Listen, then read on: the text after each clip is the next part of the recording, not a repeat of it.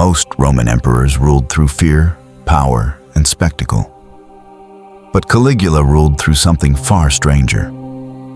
At first, the people of Rome loved him.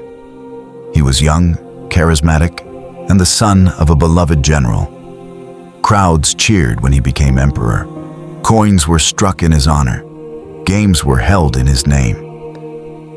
For a brief moment, it felt like Rome had found its golden boy. Then, something changed. What followed was not just cruelty, but punishment so bizarre, so excessive, and so deeply personal that even hardened Romans were disturbed. Caligula did not simply punish criminals. He humiliated them, toyed with them, and turned justice into a performance. To understand his punishments, you first have to understand Caligula himself. Ancient historians describe him as paranoid, impulsive, and obsessed with absolute control. He believed fear was more reliable than loyalty. But unlike other tyrants, Caligula didn't rely only on executions. He preferred methods that broke people socially, psychologically, and morally, long before their bodies ever failed. One of his favorite tools was forced humiliation. High-ranking senators, men who once commanded legions or advised emperors, were suddenly ordered to run alongside his chariot for miles under the hot Roman sun. Others were forced to dress as servants and wait on him at banquets, pouring wine while guests laughed. In Rome, where honor mattered more than life itself, this was punishment at its most perverse. Caligula understood something terrifying. To destroy a Roman, you didn't always need violence. You needed shame. But humiliation was only the beginning. He also enjoyed punishments that turned survival itself into torture.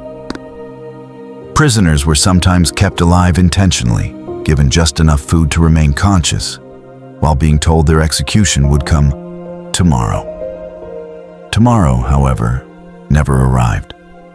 Days turned into weeks. The uncertainty became the real punishment. Caligula reportedly once said that execution should be carried out slowly, so the condemned could feel themselves dying. This wasn't about justice. It was about control over time, fear, and anticipation. Even public spectacles weren't safe from his cruelty. During games in the Colosseum, when there weren't enough criminals or animals to entertain the crowd, Caligula ordered guards to seize spectators at random. Ordinary citizens, people who had simply come to watch, were suddenly dragged into the arena to face wild beasts. Their crime was bad timing. Rome had always been brutal, but randomness crossed a line. If punishment could strike anyone, anywhere, then no one was safe. That was exactly the point. Caligula's punishments also took on a deeply personal and invasive nature. He targeted individuals who displeased him with tailored cruelty. A man who criticized his voice was forced to attend endless performances where Caligula sang. Another, who admired a rival noble, was ordered to publicly insult that same person to prove loyalty. Refusal meant death. Compliance meant living with dishonor. In some cases, punishment extended beyond the individual. Families of accused enemies were not spared. Exile, confiscation of property, forced poverty. These were tools Caligula used freely. He didn't just punish bodies. He punished legacies. Even death itself wasn't always an escape.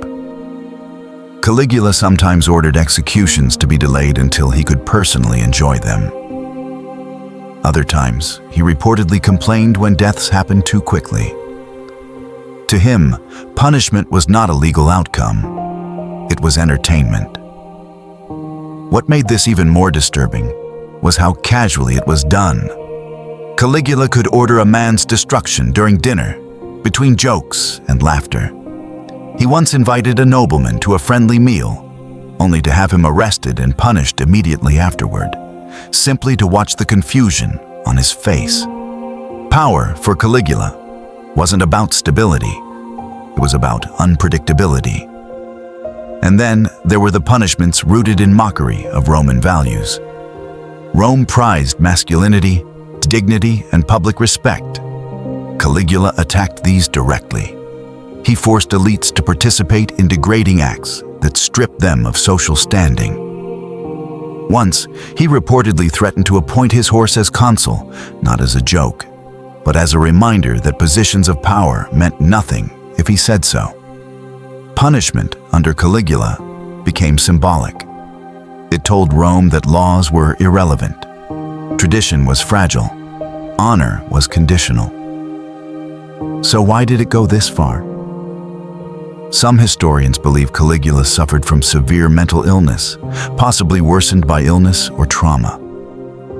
Others argue he was fully aware of what he was doing, that he ruled through terror deliberately, using cruelty as a political weapon. The truth may be somewhere in between. What is certain is that even by Roman standards, standards already soaked in blood, Caligula's punishment methods were seen as excessive, disturbing, and dangerous. Eventually, fear turned into resentment. The same guards who enforced his punishments began to wonder if they would be next. Senators whispered behind closed doors. The people stopped cheering. And then, only 4 years into his reign, Caligula was assassinated by members of his own inner circle. His death was swift, ironically swift. No prolonged humiliation, no twisted spectacle, just a sudden end.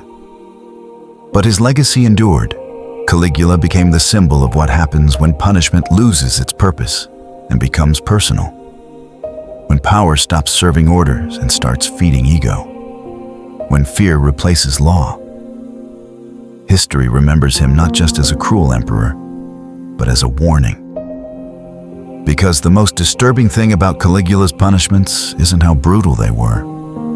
It's how easily they were accepted, until they weren't. And that is the dark truth Rome learned too late.